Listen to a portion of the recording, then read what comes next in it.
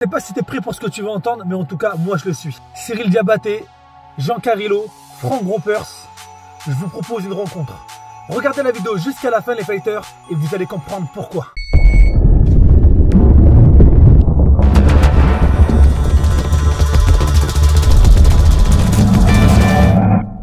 Salutations les fighters, je reviens rapidement pour faire une mise au point par rapport au conflit qui oppose en ce moment les arts martiaux et les sports de combat. Alors quand je parle d'arts martiaux, je parle d'autodéfense. Vous vous doutez bien que dans les arts martiaux, on retrouve des techniques d'autodéfense. Je reviens dessus parce que voilà, vous avez pu voir que ça a fait énormément de bruit ces derniers jours sur YouTube.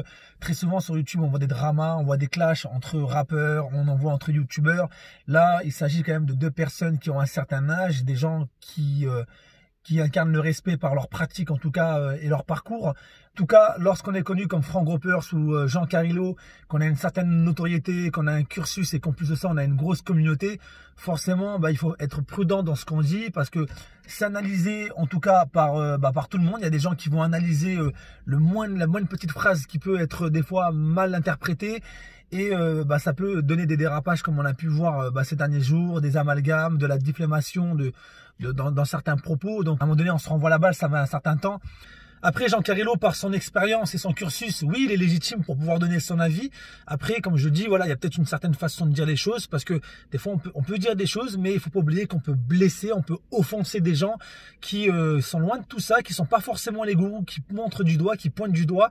Et les gens, après, ils créent l'amalgame, quoi. Si on dit une chose d'une discipline, on prend pas assez le temps de mesurer la gravité de ces mots. Il y a une manière de dire les choses, mais il faut reconnaître qu'il y a des experts dans certains domaines qui ne sont pas les gourous, qui montrent du doigt.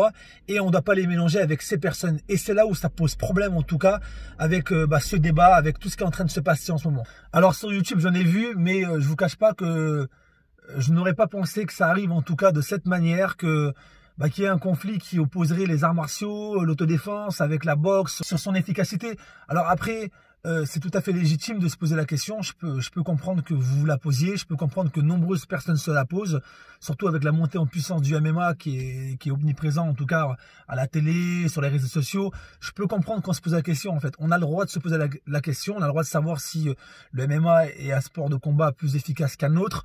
Mais après, il faut voir dans quelles circonstances. Donc là, on parle de rue. Ces questions elles sont légitimes. On peut débattre à partir du moment que ça soit constructif.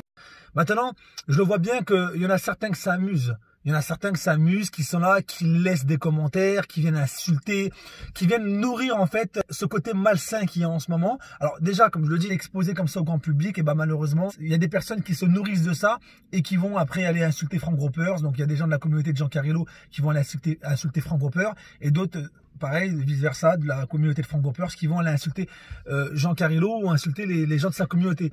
Donc ça prend des proportions qui sont malheureusement tristes. C'est des anciens, je veux dire.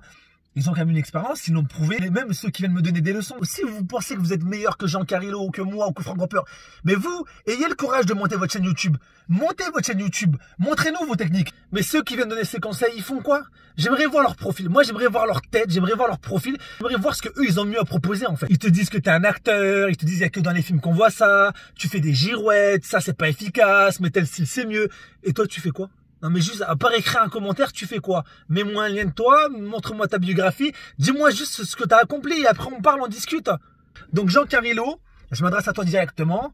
Je te respecte, comme je respecte Frank Ropers. Je peux me permettre de donner un conseil. C'est vrai que fais peut-être attention à la manière dont tu tournes tes phrases parce que les gens vont généraliser. Je pense que c'est important que tu expliques à ta communauté que oui, il y a beaucoup de gourous. Ça là-dessus, je te rejoins. Je suis entièrement d'accord avec toi. Ce que tu dénonces, c'est quelque chose de légitime et heureusement que tu le fais. Je le dénonce aussi. Et puis je pense qu'il faudrait qu'il y ait plus d'enseignants qui le fassent aussi. Parce que aussi, on a des personnes qui ont des diplômes, que ça veut forcément dire que ils sont compétents dans ce qu'ils font. Les diplômes aussi, ça, on peut en parler, ça aussi des diplômes. Les diplômes, tu as des fédérations qui vont donner des diplômes facilement parce qu'ils connaissent l'ami d'un ami. Il y a tout un business autour de ça. Ça, on pourrait polémiquer aussi dessus. Je serais content de débattre avec des gens autour de ça. Des diplômes qui sont obtenus facilement et c'est pas parce qu'on a un diplôme que ça veut forcément dire qu'on a toutes des compétences. Faut être prudent. Je suis pas en train de vous dire que les diplômes n'ont pas de valeur. Encore une fois, faut pas faire la même erreur. il faut pas généraliser. Il faut pas qu'il y ait d'amalgame dans ce que je suis en train de vous dire. Il y a des personnes qui ont passé leur diplôme et qui les ont obtenus et qui les méritent parce qu'ils ont un certain niveau. Et il y a des personnes qui ont obtenu des diplômes parce qu'ils avaient soit des contacts dans des fédérations, soit parce que la fédération elle est en perdition et qu'elle a besoin de donner des diplômes pour qu'il y ait des enseignants qui enseignent. Vous voyez, ça on peut aussi en parler et on n'en parle pas beaucoup. C'est pour ça que dans ma première vidéo, je dis on est en train de passer à côté de certaines choses. On est en train de débattre sur quelque chose alors que dans le fond, il y a des choses qui sont beaucoup plus importantes. Donc ce que Jean Carrillo dénonce, il le fait à sa façon. Peut-être, en tout cas, ça c'est mon avis, je pense que des fois il le fait maladroitement. Et il faut prendre du recul. Même moi, je peux me tromper. Même moi, je peux vous dire des conneries. J'espère en tout cas pas vous en dire, mais c'est bien à un moment donné d'avoir du factuel et comme je le dis, d'avoir des preuves. Alors Jean Carrillo, je rejoins ce qu'il dit. Il dénonce, il a bien raison. Il y a des gourous, des pseudo-maîtres, des pseudo-experts. Réveillez-vous, quoi. Il n'y en a pas que dans les arts martiaux. Il n'y en a pas que dans l'autodéfense. Il y en a près de chez vous. Il y a des écoles de boxe là, des mecs qui se prennent pour des boxeurs et tout, des enseignants qui te disent que dans leur club il y a des champions du monde, il y a ci et ça. Je serais curieux de savoir comment leurs champions du monde ils sont devenus champions du monde. Parce que bizarrement, des champions du monde, il y en a dans tous les clubs de France. Il y en a 30 par an, dans tous les clubs, il y a un champion du monde de boxe thaï. Donc pareil, là c'est pas le sujet, je pourrais vous en parler. Il y a des gens qui vont faire des combats en Thaïlande, qui vont payer des Thaïlandais pour avoir des titres, des ceintures et tout, et puis ils reviennent. Et puis dès qu'ils reviennent ici, je suis pas en train de dire que tous les champions du monde de boxe thaï, de Muay Thai, sont des faux champions, encore une fois. Faut prendre du recul par rapport à ce que je dis. Mais ça existe en Thaïlande pour de l'argent, vu que là-bas, il y en a qui ont besoin de se nourrir, la vie elle est dure. Il y a des magouilles qui ont lieu. Et ça, il y en a beaucoup qui ferment les yeux ou qui s'y intéressent pas. Ça, on pourrait aussi s'y intéresser. Donc voilà. Donc tout ça pour vous dire clairement que... Voilà, Jean Carrillo, il dénonce des choses. Il y a pas, on peut pas dire qu'il a tort sur tout. Hein. Il y a des choses peut-être dans sa manière de s'exprimer, ça choque. C'est vrai que bon, c'est sa personnalité, il a un franc-parler. Il y en a même certains qui ont dit que Frank Roper se défiait de Greg MMA. Mais où on va? Maintenant, on est en train d'inclure Greg MMA dans ce conflit alors qu'il a rien à voir dans tout ça. Il peut avoir un avis. Mais pourquoi chercher à vouloir les faire combattre? Ils n'ont pas le même âge. Frank Roper, il a un certain âge. Même s'il enseigne toujours les arts martiaux, des techniques d'autodéfense, c'est pas parce que il fait ça qu'il doit être obligé de toujours aller se battre avec les autres. J'ai l'impression qu'avec YouTube, dès qu'on commence à toucher le sport de combat, dès qu'on touche les arts martiaux, l'autodéfense, obligatoirement, faut rentrer dans les cases de YouTube. Vous êtes sur YouTube, faut aller combattre. L'important, c'est que les gens comprennent qu'on peut tous coexister ensemble. On peut pratiquer toutes les disciplines du monde. On peut s'épanouir. Après, comme le dit Jean Carrillo, lui, il cherche à véhiculer la bonne information. L'information, bah, vous l'avez l'information. L'information, c'est quoi? L'information, c'est pratiquer. Et si vous êtes bien dans votre discipline et que cette discipline vous apporte un bien-être, elle vous aide à vous construire, qu'elle vous donne confiance, bah, finalement, ça sera beaucoup plus utile que on se fait agresser tous les jours. Vous cherchez à montrer les meilleures techniques. Est-ce que dans votre vie, vous vous faites agresser tous les jours? Non. On se fait agresser une fois. C'est sûr que le jour où on se fait agresser, on espère avoir les bonnes techniques, mais c'est pas parce qu'on les a, les bonnes techniques, que ça veut dire qu'elles passeront et que ça se passera bien. Vous pouvez être expert, champion du monde dans n'importe quelle discipline. Et ben, s'il faut, ça se passera pas. Ça se passera pas bien s'il faut. C'est bien de savoir se défendre. C'est bien de chercher l'efficacité. Mais finalement, quand on regarde dans le fond de tout ça, quelqu'un qui va pratiquer des arts martiaux ou peu importe des sports de combat d'autodéfense, et ben en fait, ça va lui servir tous les jours. Ça ne lui servira pas qu'une fois dans sa vie. Ça lui servira tous les jours parce que grâce à ça, il se sera construit. Donc voilà, pareil, encore une fois, ça, là-dessus, on peut en discuter. Alors, je pense qu'entre Frank Roper et Jean Carrillo, il y a du bon et du tort peut-être des deux côtés. Je veux dire, qui est parfait? Qui ici pourrait prétendre à la perfection? Même moi, je ne suis pas. On a tous en nous une part d'obscurité. C'est pas pour autant qu'il faut blâmer une personne. Et ça, faut le reconnaître. On a tous en nous une part d'obscurité qu'on apprend à combattre. On a tous des défauts. Frank Roper, il n'est pas irréprochable. Jean Carrillo, il ne l'est pas. Je ne le suis pas. Personne ne l'est. D'accord? Maintenant, là où il faut faire attention, c'est peut-être dans la manière de dire les choses, bah, de les dire, mais sans forcément donner l'impression qu'on insulte les autres, sans donner l'impression qu'on est condescendant envers des disciplines. Et on peut tous coexister ensemble, on peut s'entendre. Je vais vous faire une belle proposition. Vous aimez de toute façon, vous aimez ça, la plupart d'entre vous, hein, parce qu'on peut voir, hein, ce que je dis, c'est vérifiable. Quand on regarde l'algorithme, quand on regarde les statistiques des chaînes YouTube, quand vous voyez un YouTuber mettre des vidéos, il fait des vues. Et dès qu'il y a un drama, vous remarquerez que les vidéos drama, les vidéos clash, font toujours plus de vues que les autres vidéos. Pourquoi? Parce que les gens se nourrissent de ça. Les gens sont curieux.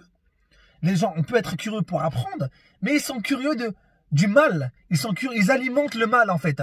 Et ça, quelque part, c'est aussi notre société qui nous rend comme ça. Et dès qu'on est en manque, on va entrer sur YouTube, on va se nourrir de ça. C'est triste, c'est grave. Et heureusement, Dieu merci, qu'il existe encore les arts martiaux, les sports de combat pour aider à combattre en tout cas toutes ces pensées négatives. Les arts martiaux, ça t'aide à gagner confiance en toi, ça t'aide à devenir plus fort, ça t'aide à avoir de l'empathie, ne serait-ce qu'avoir de l'empathie pour son prochain, avoir de l'empathie pour celui qui est dans la difficulté. Parce que c'est pas parce que toi tu as tout acquis que dans ta vie tout va bien que tu ne peux pas avoir d'empathie. Donc ça t'aide à développer ça et je trouve ça super bénéfique. Et ça, on ne pourra jamais rien reprocher aux arts martiaux et aux sports de combat par rapport à ça. Donc je vais vous faire une proposition qui va juste être extraordinaire et je sais qu'elle va en plaire beaucoup parmi vous. Vous savez ce que je vais vous proposer? On m'a dit, Cyril Diabaté, il a dit ça pourrait être bien que des experts en autodéfense, en arts martiaux, en fait viennent se confronter à des combattants de MMA. Je valide. Moi je valide et je suis volontaire. Sachez-le que je suis volontaire. Alors, par contre, il y en a qui vont me dire, ouais, tu veux te faire défoncer. Non, on n'est pas en train de parler d'un octogone. Oh, ratterrissez, l'affaire Boubakari, c'est terminé. On ne parle pas d'aller dans un octogone et de montrer qui est la plus grande, qui est le plus fort. On parle d'un débat constructif, d'un débat, de montrer des techniques. Ça pourrait être pas mal. Cyril Diabaté l'a proposé. Je suis volontaire. Si Frank Ropers l'est aussi, on y va ensemble. On prend par exemple 5 combattants de MMA professionnels et on prend 5 experts en autodéfense. Et on se retrouve dans un dojo et on développe, on discute, on parle ensemble. Sans forcément qu'il y ait de l'animosité. Ça peut se faire dans le respect. Il y en a, ils vont se faire des films. Il y en a, ils vont s'imaginer 5 experts d'autodéfense avec 5 combattants de MMA, le fight de l'année, allez, on fait un show. Non, non, non, non. Là, on parle d'échange. Voilà, on parle, on fait les techniques, au lieu de débattre. À chaque fois, on parle que des mots. C'est toujours des vidéos, des lives. Les gens, ils veulent du concret. Donc moi, je vous le dis. Je le dis, voilà, Frank Ropers, si tu vois ma vidéo, Cyril Diabaté, si tu vois ma vidéo, ce que je vous propose, c'est que dans le respect, dans l'intelligence, prouvons à nos communautés, prouvons à tous ceux qui nous suivent. Moi, je suis prêt en tout cas à m'impliquer. Je pense que les gens qui sont en train de voir cette vidéo, je pense qu'eux aussi, ils vont trouver l'idée bonne. Allez voir Cyril Diabaté, allez voir Frank Ropers, allez voir trouvez-moi des experts qui sont quand même, reconnus dans leur domaine, des combattants pro reconnus dans leur domaine, des gens qui ont un cursus, les gens, qui ont fait leur preuve en tout cas dans un domaine. Réunissons-nous dans un point stratégique, dans un endroit, dans un dojo, avec des caméras, pourquoi pas un journaliste s'il le faut, des gens qui soient là, débattons et mettons en application nos techniques. C'est intéressant finalement parce que ça nous permettrait de voir si les techniques d'autodéfense qui sont mises en avant par de nombreux maîtres, si elles sont applicables dans la rue. Et ça nous permettrait de voir aussi si le MMA a sa place. Il a certainement, en tout cas, je ne doute pas qu'un combattant de MMA sache se défendre dans la rue. Mais ça nous permettrait de voir aussi dans des situations, les techniques, les clés, si elles sont applicables. C'est un débat constructif et si on le met en application physiquement à travers une rencontre, un partage entre plusieurs personnes, ça va juste être énorme et je sais que tout le monde va aimer, en tout cas cette approche. Ça montrera qu'en fait on met toute notre fierté de côté et qu'on est prêt à discuter dans le bon sens. Ça rétablira la vérité une fois pour toutes et ça évitera ces vidéos interposées de clash. Donc Cyril Diabaté, Frank Ropers, s'il y a des experts qui sont en tout cas certifiés dans le domaine, dans leur discipline, dans l'autodéfense ou dans les arts martiaux, manifestez-vous, réunissons-nous, essayons de trouver un rendez-vous, essayons de nous mettre d'accord et voir ce que ça apportera et on mettra une fois pour toutes un terme à ce débat stérile de vidéos interposées où chacun campe sur sa position. Donc les fighters, ceux qui ne sont pas de ma communauté, la team Jean Carrillo, la team Frank Ropers, la team Cyril Diabaté et puis ceux qui connaissent des experts, vous savez ce qu'il vous reste à faire, manifestez-vous, allez les voir et puis réunissons-nous tous entre enseignants dans le respect, dans les valeurs des arts martiaux. Faisons changer les choses une fois pour toutes. Donnons la vérité aux gens qui veulent la connaître. Voilà, c'est tout ce que j'ai à vous dire. En tout cas, j'espère n'avoir rien oublié. Vous le savez, la vie est un long chemin. Il faut parfois savoir prendre les bons. En tout cas, j'espère qu'on prendra la bonne direction avec cette idée que je vous ai proposée. Vous savez ce qu'il vous reste à faire. C'était Steel Fight. À bientôt les fighters.